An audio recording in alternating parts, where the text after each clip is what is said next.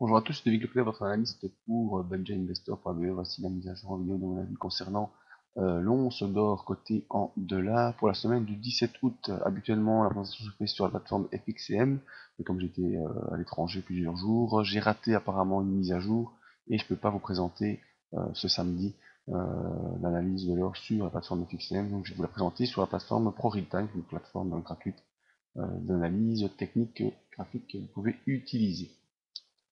D'abord l'information sur les risques, parce que le marché n'est pas adapté à tous les profils d'investisseurs, c'est à vous d'évaluer vos propres risques. Je ne suis pas là pour vous conseiller dans vos opérations, pardon.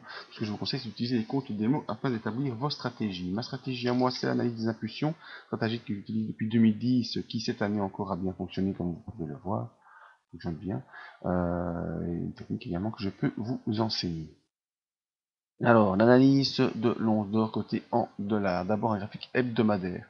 On voit que l'or se promenait dans un range horizontal également entre 1224 et 1148, range qui a été enfoncé à la mi-juillet. Alors si vous utilisez la technique de MPL comme je peux vous l'enseigner, comme je l'apprends aussi dans la formation complète pour devenir autonome en trading, eh bien vous avez pu jouer cette MPL-ci. Alors MPL ça veut dire quoi? Ça veut dire multi-pivot line. La ligne 1148 étant la ligne pivot, une fois qu'on l'a franchie à la baisse, eh bien, il suffisait de reporter la hauteur du range précédent. Et voilà, si vous aviez joué ça à la sortie ici, que ce soit en CFD ou en turbo ou ce que vous vouliez, eh bien, il y avait un gros gain à réaliser en passant de l'ouverture ici à 1132 jusqu'à l'objectif 1073. Voilà, enfin, c'est une petite parenthèse dans l'analyse. Maintenant, on n'en est pas là, on est ici pour l'instant sur un support vers les 1090 points, support qui nous permet d'avoir pour l'instant un rebond cette semaine, et un rebond qui est revenu toucher la M7 hebdomadaire, et ça c'est ce qui se passe habituellement, quand on a les sorties de bande de Bollinger, une, deux, trois sorties habituellement, ici on a fait une quatrième, en général quand le cours rentre dans la bande de Bollinger, il revient toucher la M7 avant de manière générale de repartir à la baisse. Nous verrons ce qu'il en est plus tard. Aussi, en tout cas, on voit qu'au niveau hebdomadaire, c'est la M7 des 1124 dollars qui a empêché la poursuite du rebond. En unité journalière, on va se faire un petit zoom. Voilà, on voit ce rebond aux alentours des 1084 en unité journalière qui a permis de repasser au-dessus de la M7. On est repassé au-dessus de la M20 cette semaine, on est revenu proche de la bande de Bollinger supérieure et on termine la semaine un peu en consolidation. Tant qu'on reste au-dessus de la M7 des 1107 dollars, eh bien on a un potentiel rebond qui peut se poursuivre. Alors se poursuivre jusqu'où? Eh bien l'objectif de ce potentiel rebond est de revenir en pullback sur la zone de support des 1148 dollars. Donc ça, nous verrons si c'est possible. Pour l'instant, on a un resserrement des bandes de Bollinger qui montre qu'il y a une perte de la volatilité pour l'instant, avec une préparation pour un mouvement plus ample. Donc vous voyez, quand les bandes de Bollinger se resserrent, comme c'est le cas ici, bien on peut avoir des gros mouvements, comme on l'a connu. Et pour l'instant, dans cette configuration, la bande de Bollinger est en train de se resserrer. On est soutenu par la M7 journalière. La M20 journalière est encore à la baisse pour l'instant. Les paraboliques SAR également sont en soutien.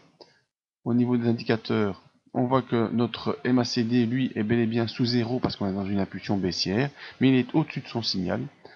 Au-dessus de son signal, ça veut dire qu'il y en a un gros rebond qui est en place depuis la dernière impulsion baissière. Au niveau du RSI, on voit qu'on était venu plonger sous les 20. Alors ça, c'est aussi quelque chose que vous pouvez observer. Quand le RSI plonge en dessous de 20, en général, c'est un bon moment pour acheter. Pourquoi? Parce que on reste rarement dans cette configuration en dessous de 20. Donc quand vous avez un actif que vous jouez du court terme qui plonge en dessous de 20 au niveau du RSI, vous pouvez l'acheter selon moi parce qu'il y a de grandes probabilités. La statistique en tout cas est grande, qui nous prouve que une fois qu'on passe un jour, même plusieurs jours en dessous de 20, eh bien on va en progression. Regardez comme ce fut le cas ici, on était en dessous de 20 pendant 2-3 jours, et bien après on repart à la hausse. Qu'est-ce qu'il faut observer pour les jours à venir? Eh bien, tant qu'on reste au-dessus des 1107 points, on va essayer de aller franchir le super trend ici des 1133 et ensuite aller tester les 1148.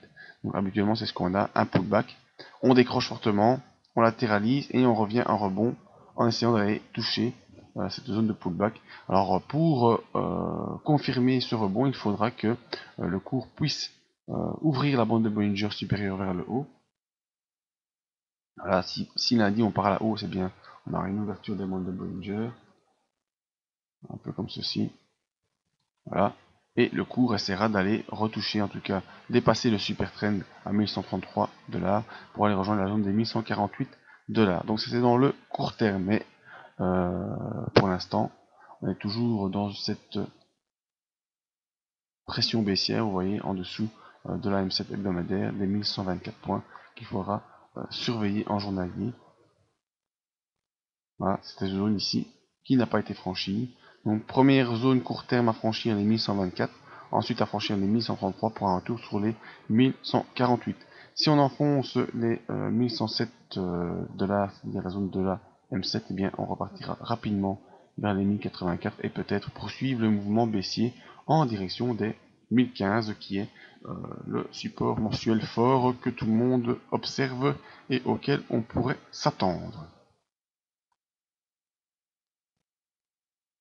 Pour me contacter via le site badgerinvestor.be, l'adresse email, la page Facebook et Twitter pour le suivi des informations. Et n'oubliez pas que l'important en effet c'est de venir sur badgerinvestor.be pour venir observer mon travail et mes autres analyses vidéo. Mais surtout venez s'inscrire à la mailing list pour recevoir dans votre boîte email toutes les news, toutes les analyses et les promotions possibles d'aide à l'investissement. Merci à tous et à bientôt.